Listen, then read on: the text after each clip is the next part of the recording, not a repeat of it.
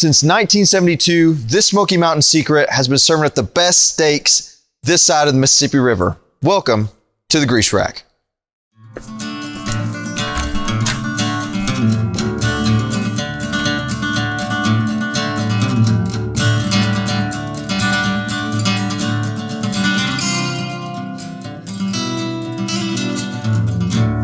Welcome to Smoky Mountain Secrets.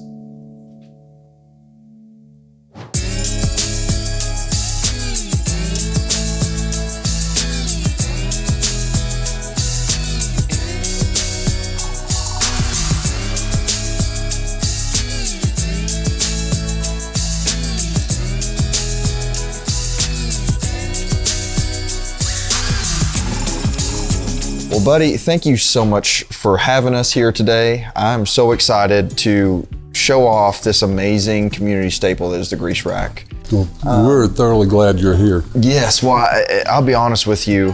When the concept of the show came into fruition and we've been working and traveling all around the county, this is a spot that I knew had to be on the list because it has been involved in the community for so long.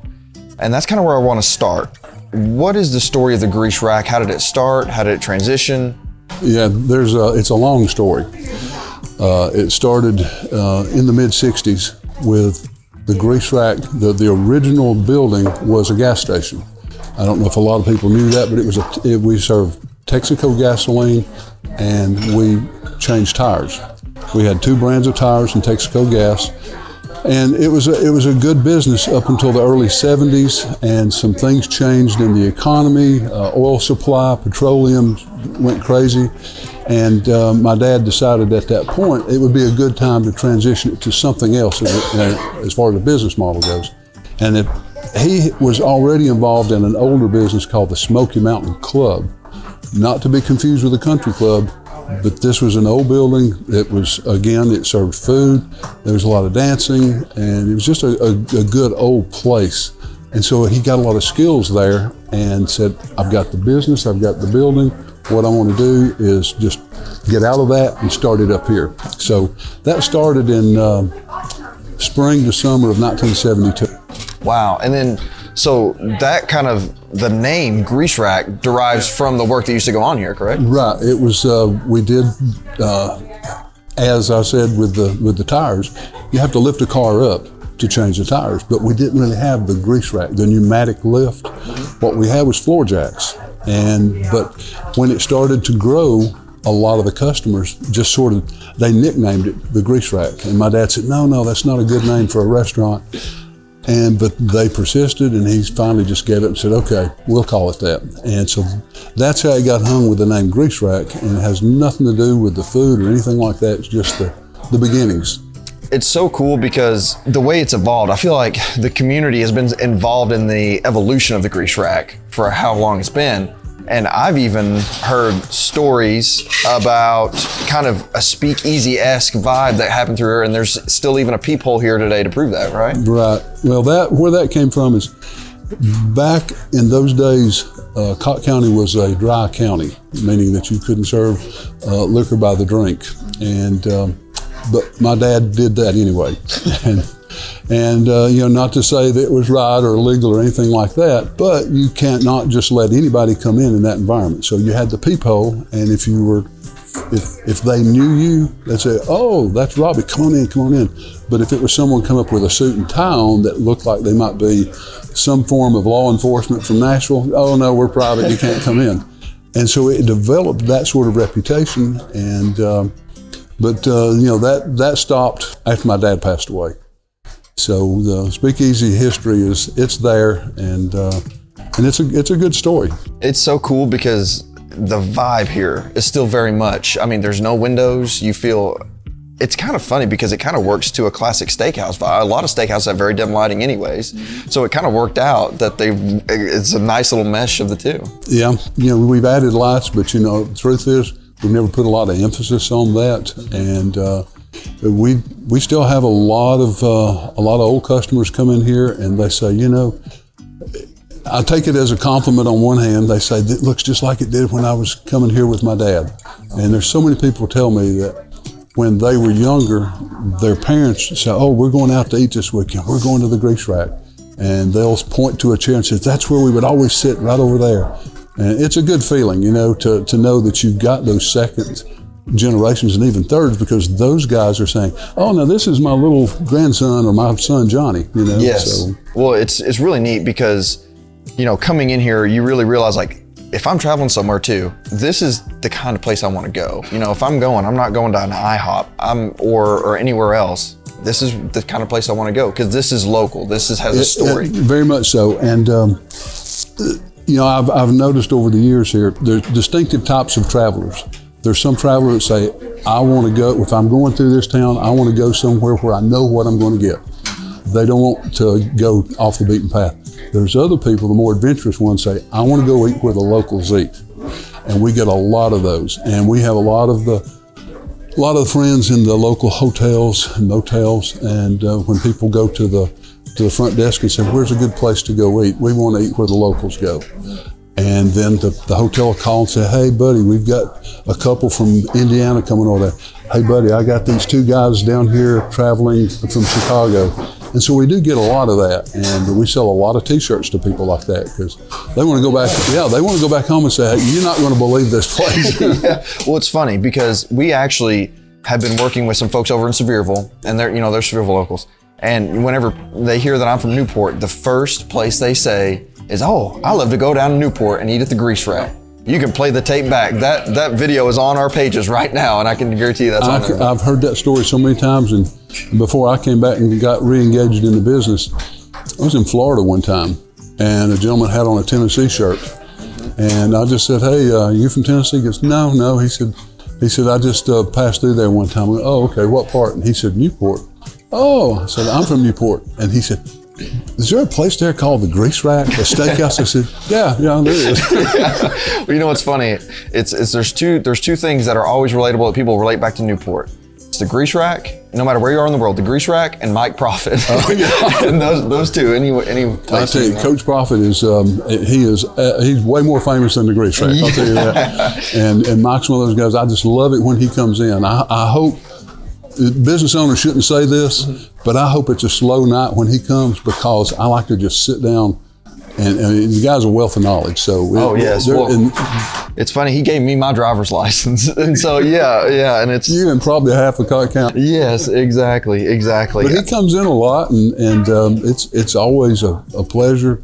But we get a lot of people like that really do support us, and you know, no matter what part of the city or county, there's people that are, you know, they've been good to support us and good to help us out along the way for many years. Yes. Well, I kind of want to, before we dig in here, because I'm exercising crazy control here. I can see. I'm slowly like looking over here. I want to know, how did you come into the picture? Because you had mentioned before, your mom had expressly told you not to get in the restaurant business. Yeah, Mom told me, she said, don't. She said, I want you to do something good, but please, whatever it is, don't get in the restaurant business. And that's what I did for a long time. I worked for a corporation in South Carolina for 36 years, retired for 2 years, and then thought, you know, what am I going to do now? Started coming back to visit her and to check on her and spend some time with her. And that's when it became apparent I was going to have to do something with the business. And so my wife and I decided, let's just take it over and see if we can fix it. But before we got to the point of that, we were actually thinking, should we just tear it down? And people, they said, no, please don't do that. Please don't do that. But it was, I guess that was summer of 2015. So this coming August, I will have been here for 7 years now. Well, and I will reiterate, a lot of the people in the community that had the same sentiment. The Newport needs the Grease Rack. I mean, it needs it. Yeah, it's good in that sense, because what it does, it brings a lot of people from out of the county. Yes. If you walk through the parking lot on a busy night, you'll see every surrounding county as well as Knoxville. You go up into the northeastern part of the state. We've got regulars from Waynesville, North Carolina, from Clyde, North Carolina. We have people that travel to come here and eat, and that's a. I take that very seriously because it's humbling. Yes. Because if someone's going to drive an hour and a half to eat with you, you got to make sure it's right. And we do the very best we can. And then we've got a good team here. And a lot of the servers that are around here, they've been here since they were 15, 16 years old. So they've sort of grown up here. And someone told me once, they said, "Do they feel like your children?" I said, "Oh, well, thanks for the compliment, but it's more like grandchildren." Well, yes. Well, I think that is a perfect place to transition. So we got all the way through the history. Let's try some appetizers here, right? So what do we have here? You got the cheese balls here. Okay. And so these are, what kind of cheese are in these here? It's pepper jack cheese. It's got just a little bit of heat to it. Okay. And that's probably one of the more popular appetizers that we have. And couple that with the ranch dressing. That's a homemade ranch dressing, and it's very, very popular. So people may not know this, but my wife and I have a ranch grading scale that we use anywhere we go. And the fact this is a house-made ranch is the first thing that pops out. Hit your tongue right away. And it's rich, it's creamy, and it has that really nice, it's not, some ranches are kind of sour. Some of them are a little overbearing. Yes. If you don't get the concentrations of everything right. I'll be honest with you, this would be a 10 on my wife and I's ranch scale.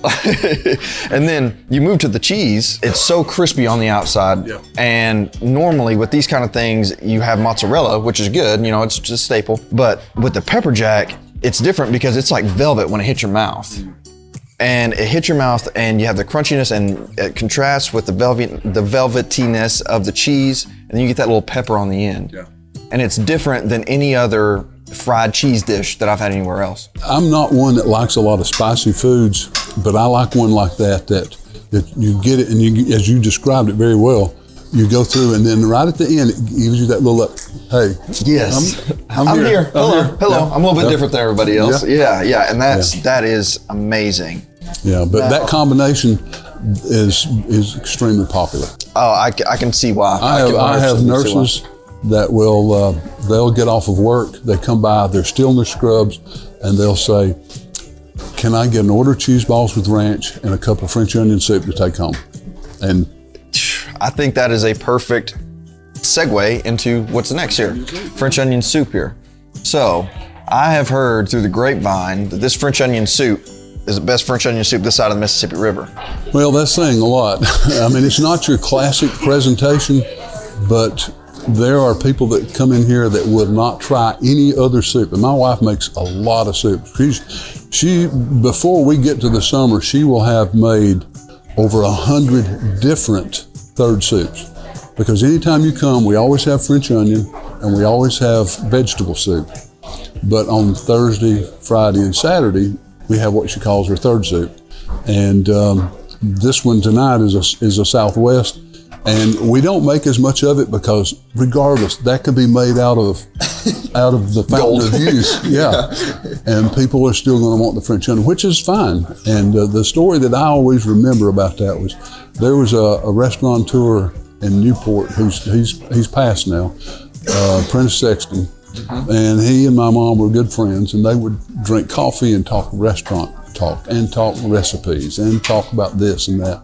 And the story that I always heard was they said, "Well, let's do this and we'll take this," and that way they don't have to have the fancy setup in a more proper type of restaurant. So for a more casual place, it hits all the bases. That's why you can go to, there's some other good places in Newport that serve French onion soup, but a lot of it is all spawned from those conversations in the 70s. It's kind of interesting that you say that, because it ties a lot together, because I would call this the quintessential, I don't know, maybe Appalachian French onion soup, because I have never had French onion soup that tastes like this outside of the Smokies. Really? Genuinely, I never have. And I've had it, in actual French restaurants and all different kinds of crazy places. But the thing is here, it's different. This French onion soup is different than a normal French onion soup, because a French onion soup you take and it's like sweet and kind of it's very oniony, obviously. But this, it's deeper. And it's more beefy almost. Well, my wife makes all the soups here, and when we took it over, and she went back there for the first time to make French onion soup, and she saw how they were making it. The first thing she did was double the amount of onions she puts in. Really? And then she had the base for the broth. But my wife is one of these people that she cooks a lot by taste. Yes. You know, so there's some dishes that she'll make for you that'll never be made again because it tasted to her good this way today. Yes, and tomorrow might be a little different, you know. Yes. But she kind of has that down pat. She makes it about 3 days a week. We make it in the stock pot for this thing is about like this. And you know, the cheese, you're talking about the creaminess of that. Once the cheese melts down in there, and it's creamy, and then you have the crunch from the bread inside of there. It really is a complete experience in a bowl is what it is, and it's fantastic. That is amazing. There's you know, the typical meal is the entree, soup and salad, and what a lot of people do, instead of getting a salad, they'll just get 2 cups of soup. I can see why. I can 100% see why. So, transitioning from this, let's transition to the Fountain of Youth soup here. So the Southwestern steak soup is something that my wife she likes to look for recipes. She likes to look for, well, first of all, she'll start with, okay, I've got this, what can I do with it? And then she'll try to build something around it. And pull up a piece of meat and look at the meat in there. The thing about that's a piece of filet. That's filet. That is filet, because you see how small that is. When you're trying to cut a proper filet or the tips, which we call the baby steaks, you're going to have scraps like that. She will take the time to take a nice, super sharp filet knife and carve off a lot of that filet meat. And so that's how, today, before I left to come to work, or when I got here, she had prepared 3 quart bags of scraps. It might come out as a scrap, and in a lot of places, they may grind it up into some form of a burger meat, but for her, she likes to put it in soups. So that's how things like that are born. I'm going to tell you something right here, right now. I'm not a Southwest type flavor guy. Right. But this right here, I mean, because you normally when you bite into something like that, you're expecting hamburger meat or something like that.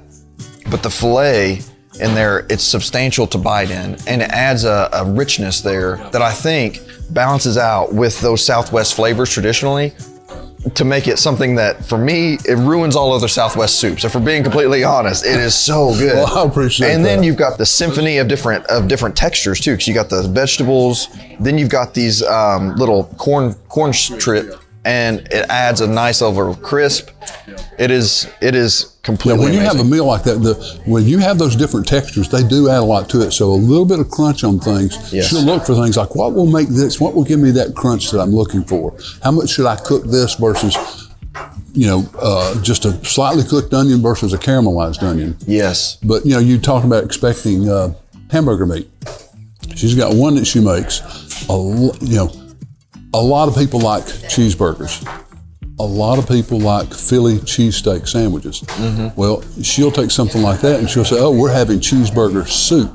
Oh, wow. Which is basically, it's a ground beef based, obviously, but it's got a lot of cheese mixed in with it, and then maybe just a little sprinkle on top. Oh, man. And so you're getting a cheeseburger in a bowl. And she'll do the same thing with a Philly cheesesteak. She'll use steak, and then like the peppers, mushrooms, and onions, instead of getting it on a sandwich, you're getting it in a bowl of soup. Well, you'll have to let me know, and we will be back down here for that soup. Okay, these appetizers are amazing. I do want to take us from history and move into, now you have control of the grease rack, you're running it. What has that journey been like since you've taken the reins? They tell you how hard the restaurant business is, and they are right. But for me personally, it's hard from the time you wake up until the time you open the door. Now, all the rest of the staff, they're working hard, they're doing their thing. But for me, this is the best part of the day. Yes. So there's some joy in that, but at the same time, you're up early, you're trying to find out where can I get a better deal for a good quality product? Where what am I going to do about this utility bill that seems to be too high? Mm-hmm. There's all the things that someone that deals with a household budget, you're dealing with a lot of the same sort of stuff. Yes. And so you have that, then you layer in the staffing issues. Mm-hmm. And most of the time we don't really have that problem, because the people that come here, they come because they know a lot of the staff. Yes. They've been waiting on them for years. A lot of the young ladies that work here have kind of grown up here, because I've hired a lot of them when they were either 15 or 16. But now it's a little more difficult to get, to make sure you have a proper kitchen staff, because a lot of people are wanting out of the restaurant industry. And so, it's causing, you're paying more in labor than you used to. You're absolutely paying more in food costs than you used to. And you can't pass on everything. It's just, so all in all, it's an extreme challenge. It's got its fun parts.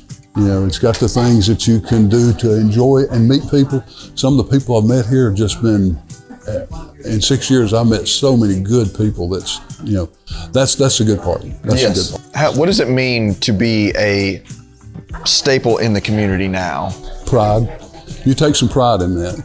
I can walk through one of the local stores and somebody will say, don't you work at the Grease Rack? And you're saying, oh man, I hope they had a good experience. I said, I just love that meal I had last night. Or, we talk about my wife and the soup. She makes homemade desserts a lot of times.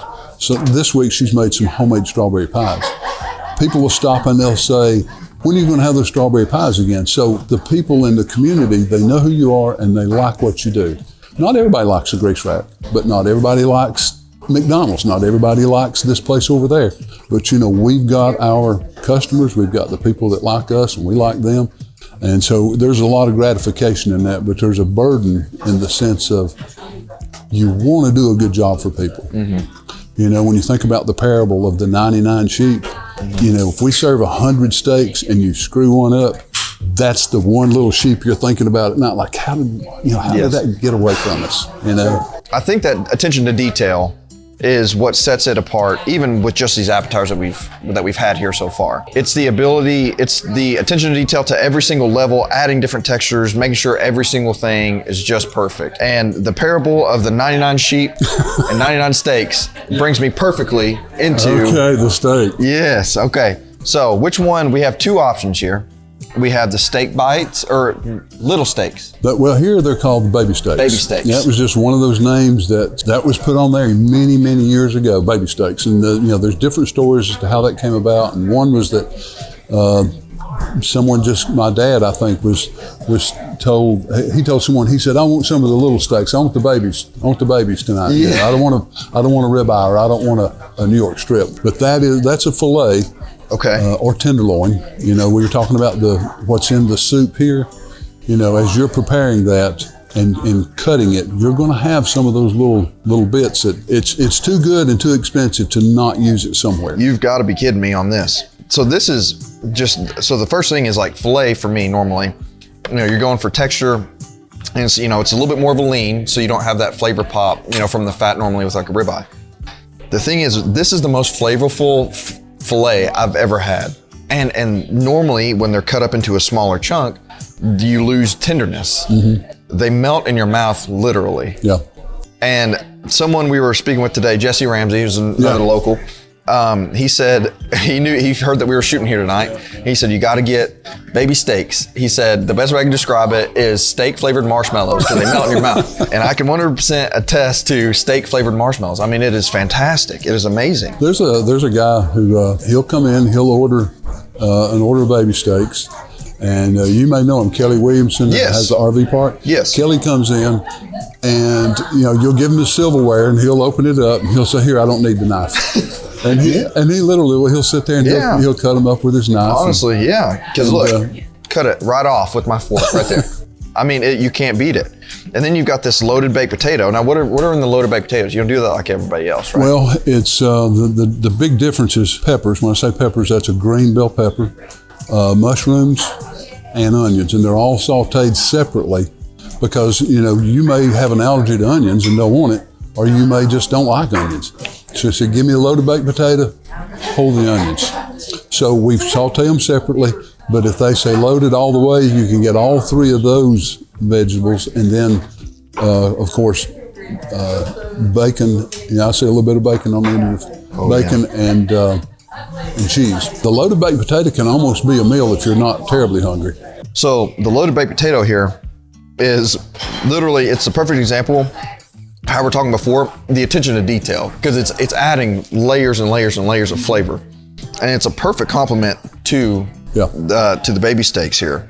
It is amazing. I mean, and it's a clear example of how you all elevate what is normally, you know, the standard, a loaded baked potato. It's just elevated here. And that's what I love about it, is taking everything to the next level.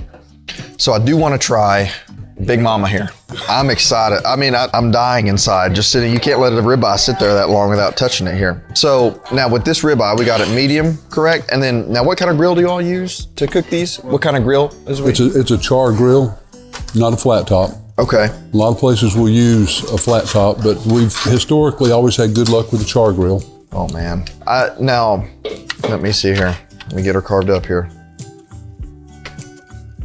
You want a little more juice for the bottom of your... Honestly? I'm not kidding. A lot of people will ask for extra juice. Okay. Just so that they can put that's a little bit of our marinade and a little dab of... We need to cut it because I'm gonna be making some crazy faces here because this is amazing. And the thing is with that char, you get like a little crispiness on there. And then you can tell that this beef is it's a high grade of beef. You get a nice flavor on it and it's exceptionally moist and it's fantastic. If I'm being genuinely honest, one of my favorite steaks that I've ever had, for being completely honest. We've had some really good cooks because it's all about, you know, the beef and the cook. Honestly, I mean, this has nothing to do with me or a server or anybody else. It's about the beef and the cook. And those guys or girls that's been back there have done a good job over the years. But I'll tell you this, someone told me, they said, I believe this is the best steak I've ever had here, and I've been eating here for 30 years.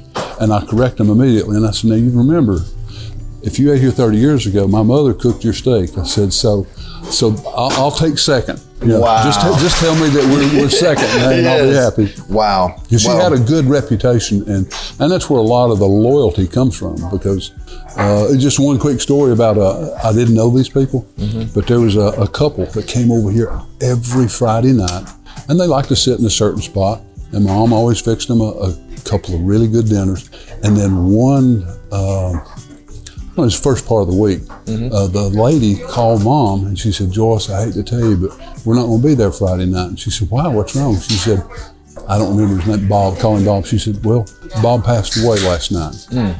And on that night, on the Friday night, they came. And it was busy. You got to keep in mind, this is a packed restaurant. She took a black tablecloth, put it on their table, and just took it out of service. Wow. That's a good statement, and those sorts of things generate some loyalty. When people know that you really care about them as individuals, you're not just a customer, you're a friend, that helps a lot. That's the neat thing is the atmosphere here. It's clear that you're a part of this community and we all interact together, and it's really it's a whole family here, and that's what's amazing. That is what's amazing. When we talk about this being a family place, you're kind of part of the family, you know, like those girls are part of my family now. You know, wherever I go in life or however much longer I'm on this earth, they'll still be part of my family, just like the people from over there, just like, you know, the people I'm related to by blood. And so when you come here, you know, you develop these relationships that you welcome them into your family. Yes. So, well, that's amazing. That's amazing.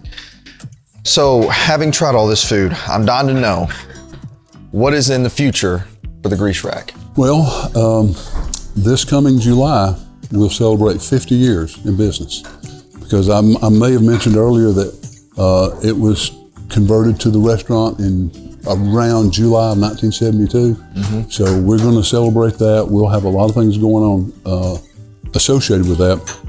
We've got the outdoor space, which we've called Earl's Creek. Well, Earl was my father, and I mentioned to you a moment ago, if you look at that back wall, right behind it runs.